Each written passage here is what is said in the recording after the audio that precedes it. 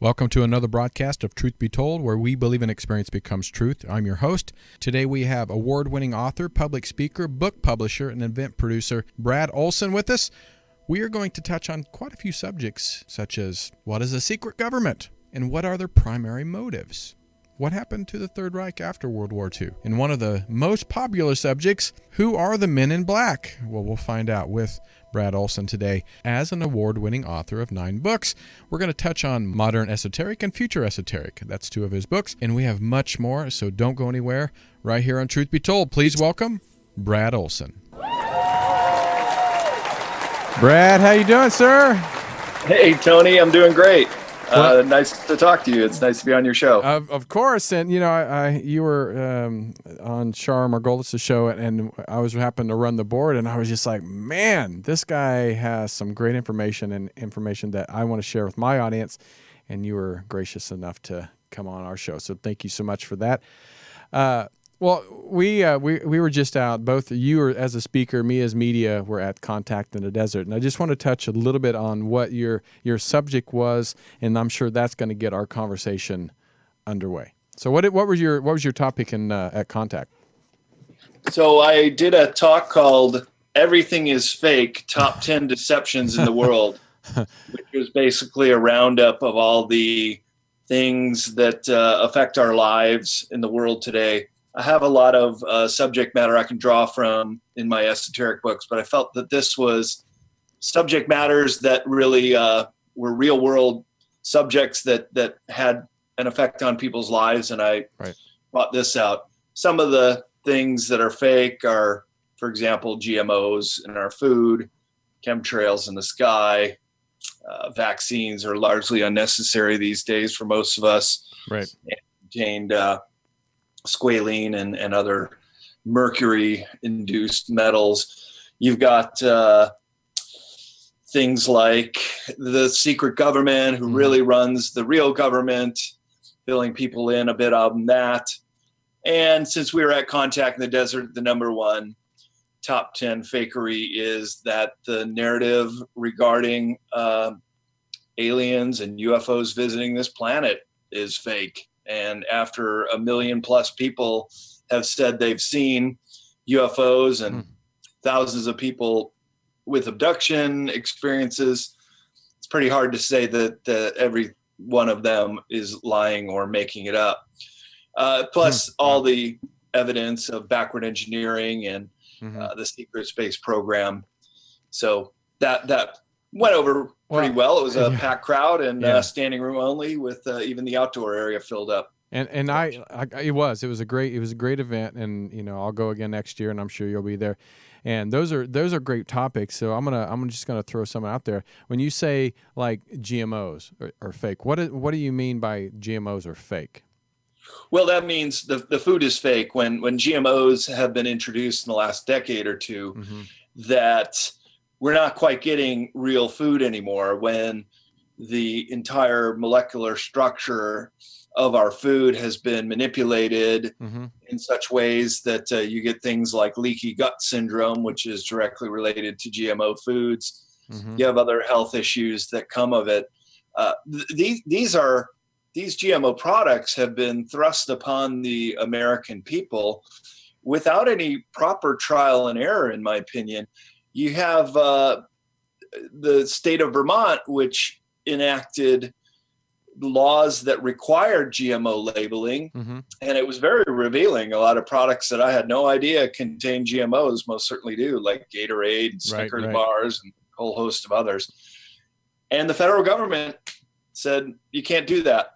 It's illegal. So now Vermont doesn't even have GMO labeling anymore, even though it was overwhelmingly approved in their state government to do that. I know when I was growing up, you know, I'm 48, so I've never heard of GMO until the last 10, 15, 20 years. Yeah. So what was the GMO supposed to do for especially America, because a lot of other countries don't even allow it. But what was it supposed to do for us? Is it to better, grow more masses of food, or to? Well, I mean, can you give us a little rundown of if you could? Sure. It was supposed to have increased yields. It really doesn't. It's also used to eradicate pests, because a lot of these GMO foods have certain things like Monsanto's Roundup can be associated with it in such a way that these foods then take on different genetic characteristics that have been introduced into them, sometimes for flavor, sometimes for a longer shelf life. Right. But again, we're playing Russian roulette here. We don't really even know how this stuff affects our bodies. So why don't we test this stuff and at least label it before it gets out there into the general population? But in this case, the genie's already out of the bottle. It's already well established in all our foods, as we saw from the Vermont labeling fiasco when they took that off. Well, we have here on Universal Broadcasting Network, one of our shows, and you probably know him well, is Dale Bigtree. And he, created the documentary Vaxxed and the vaccinations. Again, when I was a kid, we had to have vaccinations, before we went, I believe, preschool or kindergarten. But now they're giving, vaccinations to kids that are, just months old. And I'm learning so much from him just by the understanding that, being so young and giving them at 6 months, 3 months, 2 months old, that their bodies can't handle it. Is that what the research that you're doing, or even people that you're hearing it from, that this is what's the case, that they're just too young to get vaccinated, that and their bodies can't handle it? Well, that's right, Tony. And you and I are pretty much the same age. I'm 51. Yeah. We got a handful of vaccines when we were little kids. I think the schedule's up to 30 plus. Right. And I often refer back to the Amish, who absolutely refuse to vaccinate.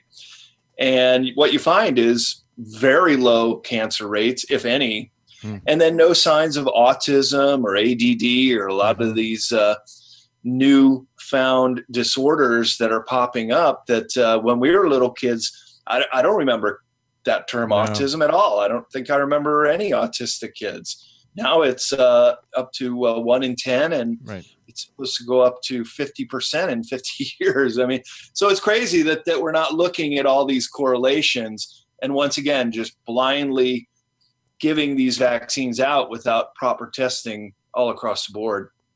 And I want to ask you, because the media itself, and the mass media itself can really box pretty much any topic that we throw into this discussion tonight. So how do you feel the mass media has contributed to, from the GMOs to vaccinations to, maybe even UFOs, but mostly what we're talking about right now? How do you feel the mass media has really enhanced and created some of this for? Is it for their own power, the wealth? Is it to control the society? What is your take on mass media? And I wrote about it in my book, Future Esoteric, in the chapter called Media Manipulation, right there. Yeah. And basically, we have to understand that there's 6 giant media conglomerations in this company, and they're all privately held corporations that have, of course, shareholders and other people in. They also cover it in Modern Esoteric, because it's so vitally important to understand that this is controlled by the same corporations that are also peddling these drugs in many cases. If you watch the CBS evening news tonight, 50% of the commercials are going to be drug commercials. And if you listen to some of the bylines, some of those products may even cause death or what seem to be far worse than the symptoms that they're supposedly helping you with. So I think we really have to question the whole concept of allopathic drugs, especially when they're being peddled in the media, because they're the same financial interests in both cases to get this market stimulated with these new drugs, which is very profitable. After energy, medicine is the second largest industry in this planet. The whole medical industry, as we know in this country, is completely bloated. With the insurance companies involved, it's also very expensive. And so much for that single payer option that most European countries and most Western countries like Japan have, where they take care of their people. That the reason we pay taxes is one of the reasons is to get free medical care. But the media is not going to tell us that. They're just going to say, well, you need to have insurance. Well, why? To me, medical care should be a human right, and one of the reasons why we pay our taxes. Right. Well, what I think is funny, if you look back to big business, it's when our parents were kids, and it was the cigarette companies that were the major advertisers. Every time, pretty much every time you saw I Love Lucy or anybody, they all smoked, they promoted cigarettes. And I think it's strange that they're promoting something that's going to kill us and give us cancer, and then years later it's the drug companies that come in and that are supposed to be helping us, but they get to the side effects and they speak so fast you can't even understand what they say. So when do you think or maybe it's been from the beginning, when do you think the media, like you said, has been controlled, or has they been controlled from day one? Well, no, actually the media has been protected, and it is the only industry specifically named in the Constitution, in the First Amendment, that we would have a free press. Right. But about 100 years ago, J.P. Morgan and the Council on Foreign Relations were looking at ways to influence public opinion. And they realized that all they had to do was acquire 10 or so of the biggest newspapers. Remember, this is 100 years ago, before TV or radio. Right. To influence the mass mind of America. And so what they did is they systematically bought out the New York Times, the Washington Post, the LA Times, Chicago Tribune. One by one, they got some of the biggest ones on board. And then once they have their board of directors in there, then they change the editorial status and can basically start to sway the information. And let's face it, the news is kind of like statistic. There's lies, damn lies, and statistics. It can be shaped and warped and presented in any number of ways, depending on what the slant is of that media organization. But now I think we're starting to see that they're two heads of the same beast. It's not really Republican or Democrat or conservative or liberal. They're really all serving the same corporate master. And I agree with that. And that's why I think alternative media is so important now. And I think because of the current administration and the election that was last year, that the alt media have really kind of brought a lot of truth to the masses for the first time. At least the masses are turning to alt media to find out the truth. And now we have this whole meme about the fake news. And I know. They're trying to demonize us as being the fake news in the alt media, where really I think it's just turned upon them. And we see now that the mainstream media is really the fake news and has always been that way. Well, they've always, but I talked about this in my lecture, because one of the things is the media is fake. Not only do you have Donald Trump calling it out and saying you're doing a disservice to the American people, but what they do is very clever, is they use what's called the truth sandwich, that they'll put something in there like a high-speed chase. Right. I'm sure it happened exactly like that, and the shots rang out, and there were witnesses that heard it, and the guy got killed. Sure, that's exactly correct. But then they'll go to something like what's going on in Syria. And let's face it, Tony, you haven't been there. I haven't been there. I don't know. I haven't seen anything with my own eyes.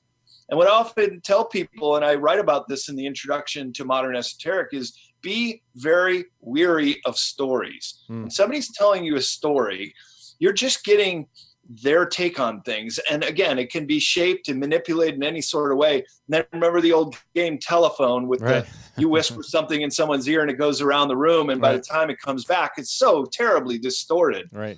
that a lot of these stories, especially international news, especially when it concerns our engagement in some of these affairs abroad, should be looked at very suspiciously. And this goes back to another topic that I'd like to talk about is the secret government, because we, as just the normal American, even overseas, but mostly here because this is our country. But we believe that there is a Democrat and Republican and Libertarian, and all these parties have their own influences and have their own agenda. But as we're starting to see through the alt media and people that have been in the government and people that are whistleblowers, that there's not a lot of difference. And so we're finding that, and I'd like you to talk on who are the secret government, because these are the people that actually are making the decisions. I don't believe even a president has a lot of power. This is my opinion. So what's your take on it? Secret governments, chapter and futuristic, and shadow governments. It's such a big subject. We had to break it up into two topics. And basically, they're, again, two heads of the same beast. What you have is the slow hijacking of all the institutions in this country. And when people get upset with the government over this or that, I think it's somewhat disingenuous, because the government is very much controlled by this secret cabal of industry leaders. In World War II, the government in the fascist Germany and fascist Italy took over the corporations. What we're seeing here is a reverse kind of fascism in this country, where the corporations have now co-opted the government, and they're very much in control, and they make party donations and candidate donations to get those people to do what they want to do. But it gets a lot more sinister in many ways when you get into some of the mechanizations of the secret government and how they are able to also blackmail people. That a lot of these people who attain high office have dirt on them. The Speaker of the House during Bush and Cheney, Hester, he's sitting in prison right now for child molestation. You got to know they had the dirt on that guy. And then when he lost his power base, well, he was still a pervert, and he got caught, and then didn't matter. Then he does time. But it just goes to show that when these people get into these high positions, I would say oftentimes, probably a good majority of the times, they have been compromised in some way. And we know the mode of operation is to use blackmail as one way or another. Just like what happened to Elliot Spitzer when he was doing his whole investigation into the financial collapse. He was set up with a prostitute. I'm sure he gladly went in there, but how come he got popped? You got to ask these questions, because there's a lot of times there's much more going behind the scenes, and certainly we're going to be told on mainstream media. Why do you think anybody in politics that would want to be president? I'm going to go back to the 90s when Bill Clinton, because he's a lady man, and he liked women, and he knew how many women he's been with, and Hillary knew that he had cheated on her many times, and possibly children out there unwed. So it baffles me. Did they say, listen, we got this stuff on you. You're going to go to Washington. You're going to run this country. We're going to make sure you win. How does it work? Because I couldn't imagine even looking into my past going, okay, I'm thinking, well, there might be a few, but these people like Clinton that had multiple women prostitutes and then moving forward and keep going to want to be president. I just couldn't imagine to put yourself in that situation. Is it just because I'm power hungry that makes them blind, or is it because the blackmail puts them in office? Well, it's called a honey trap. And in the case of Bill Clinton, he obviously has a proclivity to women. I mean, he went to Jeffrey Epstein's island 20, 30 times. It's documented because he had to take Secret Service, although many times he would try to ditch the Secret Service when he got on that plane called the Lolita Express. And Jeffrey Epstein, another guy, doing time for having sex with underage women. So everybody's got some kind of weakness, I suppose, and they use these honey traps, whether it's prostitutes or drugs. Remember Marion Barry smoking crack, the prostitute? Yeah, there's the FBI behind the two-way window, and they come in and bust him. Right. Maybe he had outlived his useful life, and they had no problem, making a big spectacle of his arrest and trial. Or maybe he bucked the trend. Maybe he said he wasn't going to do something that they wanted him to do. And let's face it, there's a big there you go. Wow, you're good. Thank you, sir. Two-way mirror right there. There you go. There's the honey trap. Like I was there. That's how he got popped. Yeah, but you got to understand that a lot of times there's something else going on here, that maybe Marion Barry stepped on some toes. Maybe he wouldn't do the dance they wanted him to do. And that's enough reason to take him down. In a big spectacle kind of way. And in a way, that is how they show the other politicians, look, this is what you're going to have coming if you don't march step along the lines we want you to. Right. I mean, I guess, humans are humans, and we have the urges, and sometimes, those bad decisions don't feel that bad until it's after we're caught. I'm thinking of John Edwards. Running for president, and he was, doing well, and then come to find out his dying wife, and he had a lover, and it just baffles me that politicians would even make that decision unless they just want to not succeed. But so let's go back to a little bit more into the secret government. You said what I did find fascinating. You said in Italy, the government overtook the corporations, and here, when was that happen? Was that also around the time of J.P. Morgan? Is that when that happened? Or? Yeah, it was actually pre-World War II, so the 1930s, early 1930s to be in fact. And in all our history books when we were growing up, we learned how terrible fascism was, and look what it did, and how it spawned Hitler and Mussolini.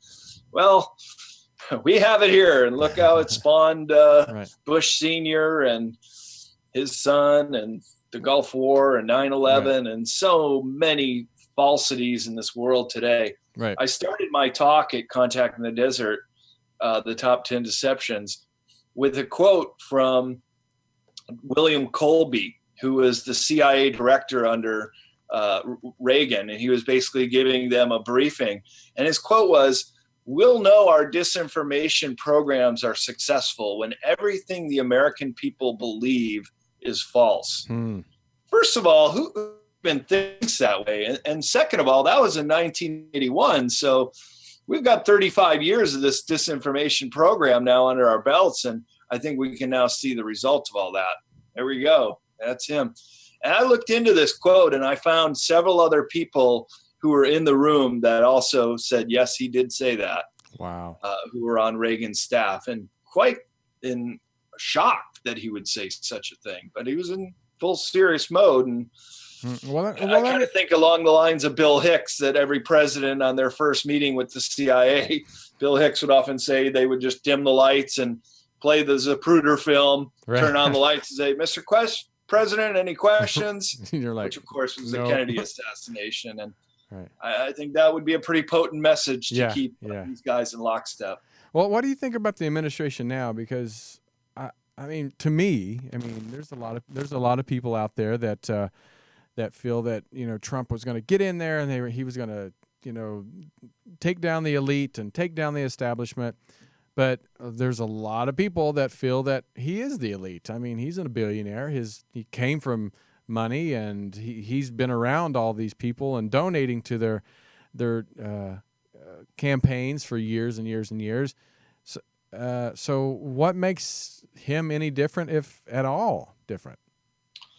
Well, he did say he wanted to drain the swamp. I'm fully in support of that, but the swamp is the cabal, and he's basically, if he's saying he's going to take them on, they're going to get him out. one way or another. And it'll, you can see it already. They just nitpick him on every little thing. I'm not saying I'm a huge Trump supporter, but I like the fact that he's willing to at least go up against the power a little bit and try to make some changes. How successful he's going to be will be anybody's guess, but I highly doubt he's even going to make it even a year from now. Still, they'll find a way. Yeah, I have a feeling that I feel the same way.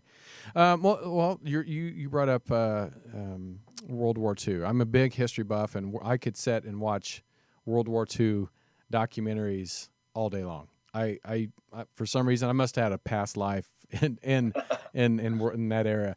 So let's talk about one of the questions that is,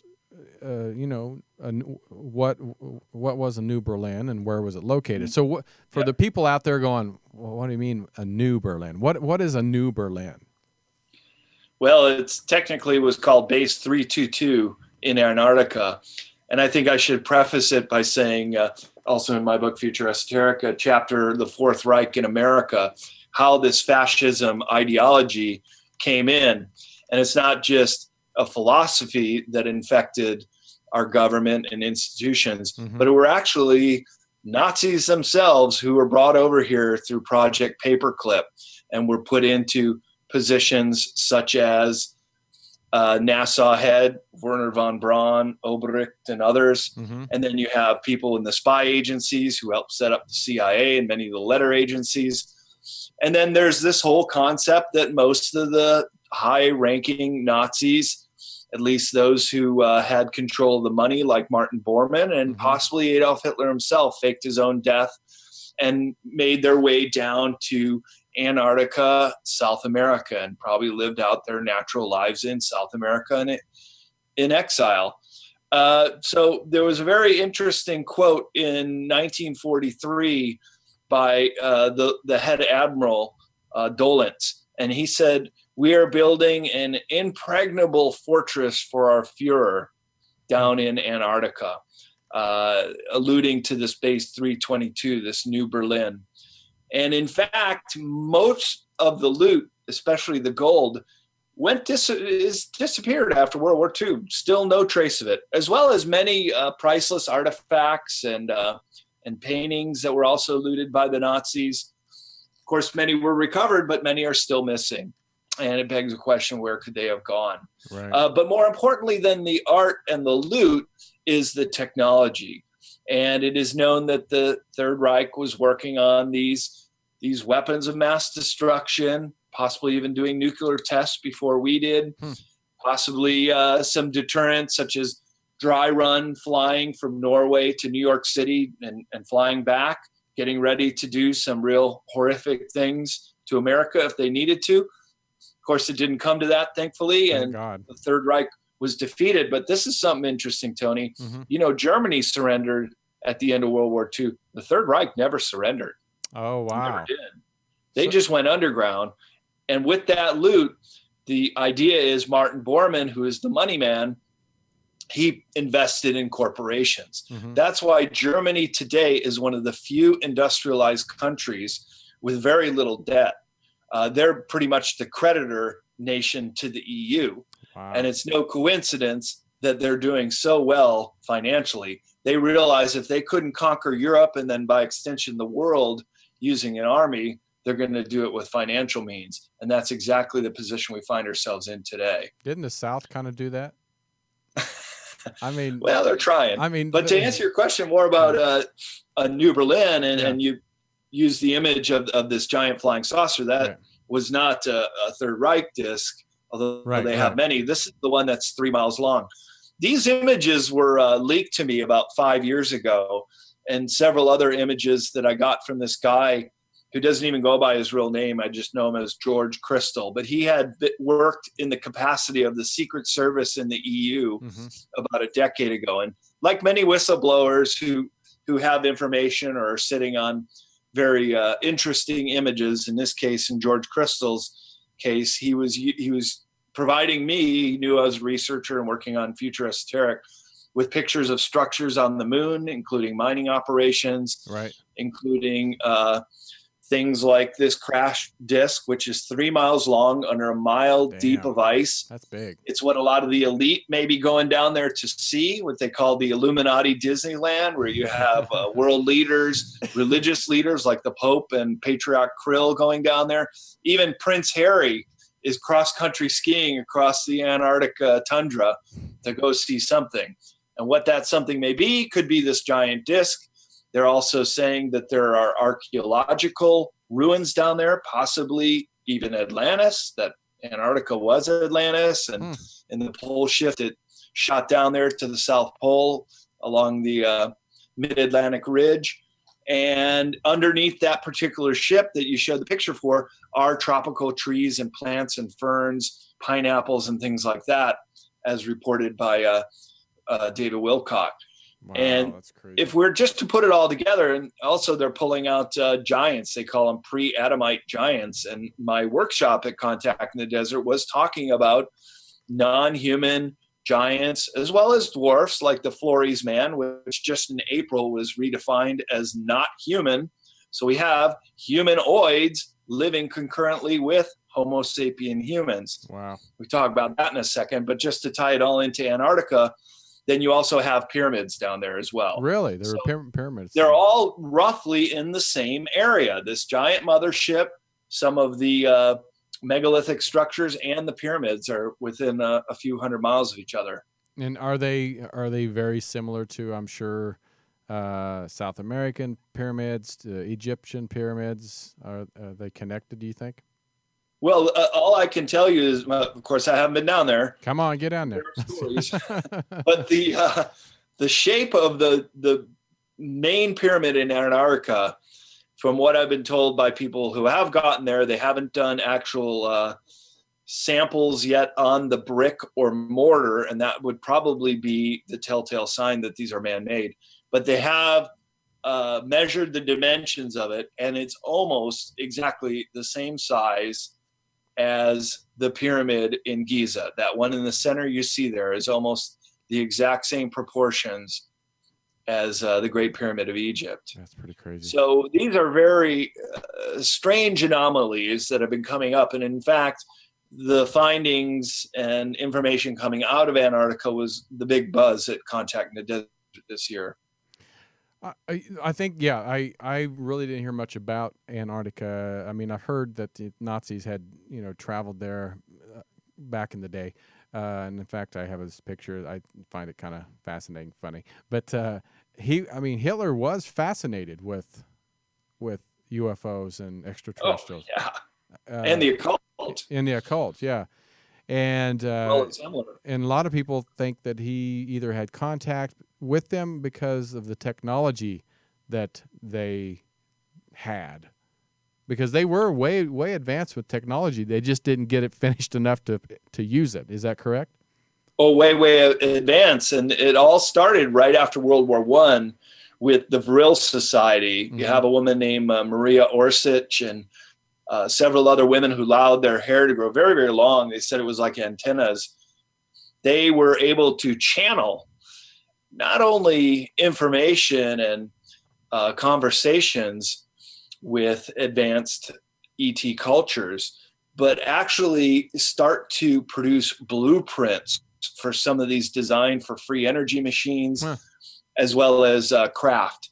And as soon as the Third Reich, which was just starting out, and Adolf Hitler was actually part of the Thule Society, which merged the Vril Society to get that kind of information.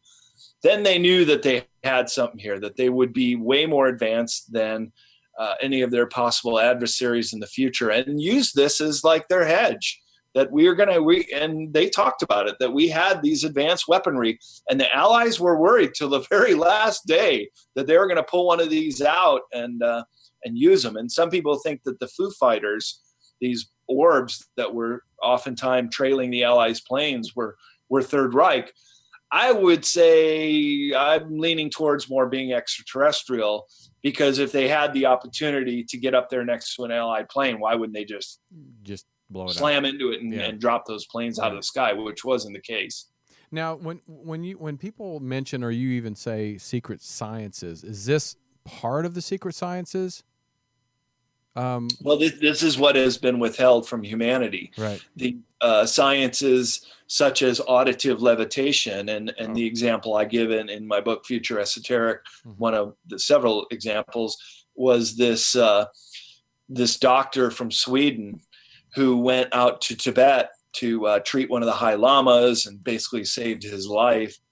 And they took him in and they said, well, now we're going to show you a few things. And they took him out there to a field where they had everybody gathered around in a horseshoe-like shape. And I reproduced some of his drawings that he used to describe how they used not only instruments creating a cacophony of sounds, but the chanting of all the monks. And this is what I found out just recently, Tony. This is the kicker of it all, that they would all be looking down. All the monks and all the musicians would be looking down. And then there'd be a moment when the crescendo would reach a height and they would look up, and just at that moment, the rock would levitate and move over to a cliff, and they could put it where they wanted it to. So there's something about the human mind using technology, or using it in such a way that it could be an aid to technology. And in fact, one of the episodes of Ancient Aliens I was on was talking about auditive levitation, moving these giant blocks on the island of Ponape in Micronesia to build this very mysterious place out in the Pacific called Nan Madol. It's called the Venice of the Pacific because there's all these channels and waterways both above and below the water. Nobody knows how it was built, nor how they got the rocks from the quarry over a little water channel and then around the side of the island to build this Nan Madol. And so my suggestion was they had employed auditive levitation as well as many of the megalithic sites around the world too. I always find that fascinating. If that was part of our existence, when did it stop? When did the humans just, it was not allowed anymore? You know, because it's like when we're kids, we're more open to seeing spirits. We're more open to sensitivity, and then we are taught not to be as sensitive. We're taught not to be more intuitive, and I'm kind of curious when that kind of was removed from society as a norm. Well, you could say that perhaps the Tibetans never removed it because they knew about auditive levitation in the 1930s when Dr. Jha was out there. But I'd say in the Western traditions, it was pretty much lost by the Dark Ages, and then only started to be rediscovered, and the whole concepts of what we would call modern science being articulated during the Renaissance with people like Sir Isaac Newton talking about gravity and Galileo watching the planets move, even though he was persecuted and under house arrest till he died. It's an idea that can't be stopped sometimes. And I feel we're in that period right now, that there is so much information that is coming in that it really takes a special kind of mind to sift through that, because we're drowning in information but starving for knowledge. Right. To find a way to articulate what really matters in all this buzz around us, from the Kardashians to sporting events to the secret space program. What are we going to prioritize? What are we going to make important? Right. And to me, I only prioritize those topics that actually have some kind of meaning. And I think as I'm hoping majority of us, as we get older, we start looking at what's more important to us. What 20 years ago used to be, money, success, is completely different what I feel that money and success is at 48 years old. So I'm hoping as humans, unfortunately, as we get older, we can get wiser or greedy or greedier. And I think in America, it's a great country, but there's a lot of greed, and that kind of blinds us. Well, I feel that, this show, we talk a lot about UFOs, and that's why I went to Contact in the Desert. And I feel that UFOs have had an influence on all of our societies since day one, and that's, or possibly even brought us to this planet. And I'm curious on when you said earlier, when we first started, that fake news or false news about, oh, we don't know if UFOs exist. Or in fact, I can't remember her name, but she was the head of SETI, was on my show. I mean, I was excited when I booked her, and this was when I first started. I was excited, and she was, the world's, the best world UFO hunter. I get her on the show, and I said, do UFOs exist? And she's like, I don't know. She goes, I've never seen one, and so until I see one, there's no proof. And I was just like, wait a minute. Why did you even come on the show and say yourself you're the world's most popular UFO hunter, and so why? I mean, people all the time ask us as Truth Be Told host, why does the governments deny that UFO exists? Why do they do that? And SETI's a great example, and that's what often government officials would say. Hey, well, we're got our antennas up in the sky. We're listening all the time. Right. We've been trying to hear something that makes sense in the universe for decades now, and there's nothing. Nothing out there. Well, yeah, here's just nothing. Don't see anything. It's the perfect distraction from what's really going on. And what's really going on, and again, Jim Fetzer and all my heroes in this industry, Jim Mars, would tell you, if you can't make sense of a story, just follow the money. Right, it's right. a journalistic adage. And where the money is in backward engineering this technology. If we're talking about national security and top secret clearance, there's nothing higher and nothing more valuable than some of this information that we have gleaned from downed craft. And this has been going on for 70 plus years, at least since Roswell. Right. Have we been in acquisition of technology like the head of Skunk Works, Ben Rich, said, we have the technology to take ET home. And he said that in the 1980s. Can you imagine where we are today? Right. And anybody who tells you, oh, well, we're trying to get back in space, but we don't have the gumption or whatever to BS. We're there. Well, and I we're all over the solar system. And I say that too. Like I said, we're about the same age. We had none of this. No. And you got a supercomputer in your hand. Yeah, this is a supercomputer. Technology from telephones to computers. I remember one in the 80s. I had a Commodore 64.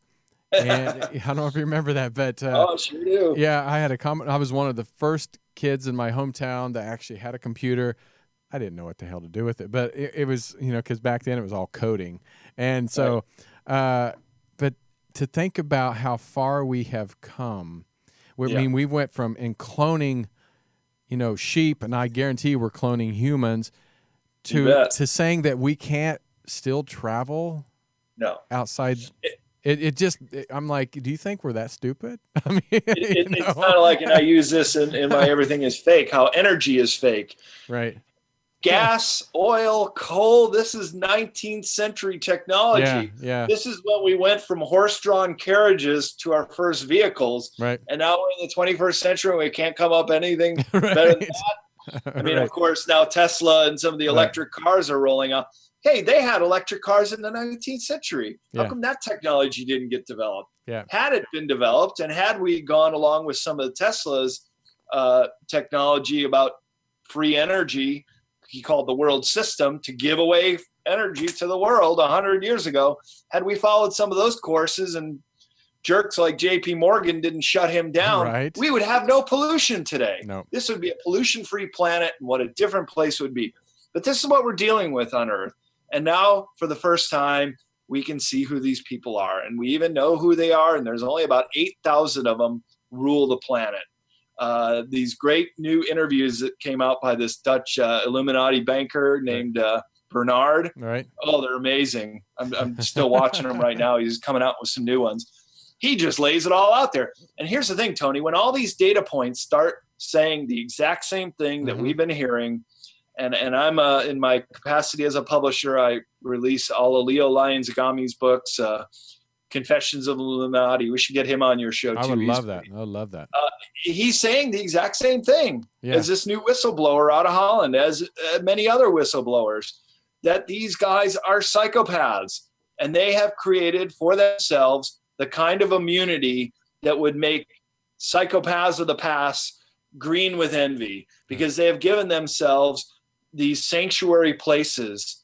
Mr. Bernard calls them free states. Mm-hmm. I know them as the Empire of Three Cities. You got Vatican City in Rome. You've got the City of London in London. You've got Washington, D.C. here too. And now he's told me about a fourth one, and that's Basel, Switzerland, where the Bank of International Settlements is. And they have their own standing army. They have their own laws against prosecution, and you can't do anything to them because they've set it up that way that they're completely immune. So it's brilliant, really, the way they've got it set up. But it is enslaving the human race as a result. And this is another one that really baffles me, and this is talking maybe about the secret space programs, how we keep saying that we're going to colonize Mars because eventually we're going to destroy this planet.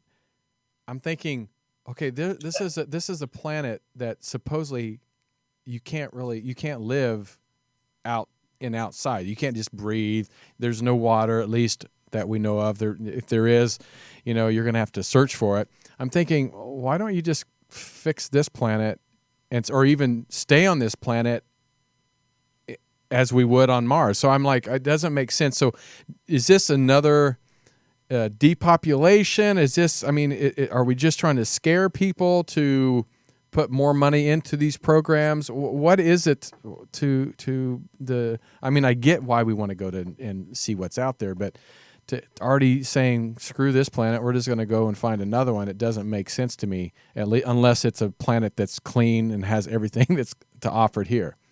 Right, a garden planet like Earth. Right. Yeah, maybe it's justification for trashing it and not doing anything about it. Look, Fukushima has been raging out of control for years now. Right. I live here in San Francisco, and we're getting all kind of species die-offs, from the starfish to juvenile seals dying, and there's major problems in the Pacific. So why don't we deal with that? Why do we have to go to Mars? Like you said, why can't we just fix our problems here on Earth and restore this planet to the garden that it really is? And it is a gem of a planet. And I have to say that a lot of the attention on this planet right now is to see if we're going to be able to pull it off. Because we're in control here, or we think we are. We'd like to try to be in control, but we have to get through this roadblock. And this roadblock is this Illuminati control, the cabal that basically has the financial system, and then everything underneath that falls neatly into place. Because when you control the money and you can create it out of thin air, you can control the people as a result, and everything else, all the resources along with it. All right, so that's the real battle we need to fight here. Then I was going to say, we just have a few minutes left, and to end on that, like the money, we keep hearing about the dollar losing its the currency because it's that's the dominant currency around the world. But should we? Should we try to destroy the money, the monetary system anyway? Because it's really imprisoned us anyway, as a society. So if that's what's controlling these masses of elite to control us, should we not try to control the money itself? Absolutely. And money is fake. And in future esoteric, there you go, the end of money. The final section is on utopia, because this is projecting into the future. I'd like to think it's something that we can try to strive for. And one of those things is, this is how we pull the rug right underneath the elite. If we can do away with money, and let's face it, there's enough resources for everyone to go around. Right. Here in San Francisco, there is so many empty condos and homes that are investment properties for people. Right. Yet you have thousands of people sleeping in the park and on the streets. Right. If there were some kind of equity plan that people could get housed, could get food, and if we live in a generous society, I believe that people are going to be generous and want to help out and volunteer their time or do something. There's a way that we could structure what we'd call work in such a way that whatever you find enjoyable to do, then you can put a couple hours a week into doing that for the greater good. But I think it goes even farther than that. I do discuss this in Future Esoteric, that there's a part of us that when we're generous, it stimulates a part of the brain that's much like the stimulation you get when you do hard drugs, cocaine or heroin, this really feel good part, just out of the fact of being generous. And I've been to Burning Man 17 times. I published a book called The Tribes of Burning Man by Steve Jones. And their whole model there is the gift economy. And giving away feels really good. And I'll tell you, because I was a bartender many years and we're just people walk right up. What can we give you? It's great to not have to deal with money. I'm telling you, it is the way of the future if we can get ourselves somehow weaned off of this whole notion that we have to have money. And by the way, if you do any study in exopolitics of any advanced races, there is no such thing as money, nor is there money used in Star Trek, which is basically supposed to be humans 350 years from now. You'll never see money exchanged in that show. You say chocolate shake and it'll come out for free. So maybe we need to think about that. How is the human race going to evolve that we could somehow be the Star Trek future vision of ourselves? And I think if you go back, if you go back to 150 years ago, 200 years ago, our great-great-grandparents, a lot of them didn't have any money. They lived off the land. They bartered, and I think what people nowadays, we're so scared to lose things. Our car. Well, people live without cars, or maybe a house. People lived in cabins and tents and caves for thousands of years. My brother, I couldn't do it. I would if I had to, but he would go, and he still sometimes goes. He's 54 years old, 55, but he would go to the mountains for 6 to 8 months and live in a tent, in a cave, live off the land, grow his own food, and I'm just like, who are you? But honestly, if you think about it, he's not scared to lose monetary. So the elite has no control over him because that's what they control us with is money. So you're fascinating, and I would love to have you back when Captain Ron is on because I know he would have tons of questions for you. So, but Brad, thank you so much for being on Truth Be Told. I really appreciate it. Oh, thanks for having me, Tony. And absolutely. Anytime you want to have me back, you're a great host and ask some great questions tonight. Happy to continue this conversation next time we have the opportunity. And please go pick up the book, Future Esoteric. And then there's also, you have your Modern Esoteric. Where can people pick that up at? You can get them off of Amazon, any of your local bookstores, even the chains carry them. Or you can go to cccpublishing.com, and that comes through my office, and then I'd have the opportunity to sign those copies on the way out. And just for the people that are watching this currently and maybe up on YouTube in the next few days, is there any things you're going to be going to, speaking at, or just go to your website and find out? Yeah, you can go to bradolsen.com, find out where I'll be speaking next. My next 2 speaking gigs are in October, the 5D event in Las Vegas and the Awareness Life Expo in Sedona, Arizona. Perfect. And I'll be doing my Giants Workshop and Everything is Fake Top 10 Deception talks at both of those. Perfect. And Captain Ron and I are going to be at the 70th anniversary of Roswell in July. We're excited about being there, and we hope anybody that is going to watching this and stop in and say hi to us. We're going to be interviewing some of the speakers there. But we want to thank Brad, and we hope you guys follow him, purchase his books. Please go to Truth Be Told TV on YouTube, subscribe, leave comments, and go to our website, truthbetoldwebtv.com. We want to thank you guys and thank Brad for being on our show. And until next time, we'll see you right here on Truth Be Told.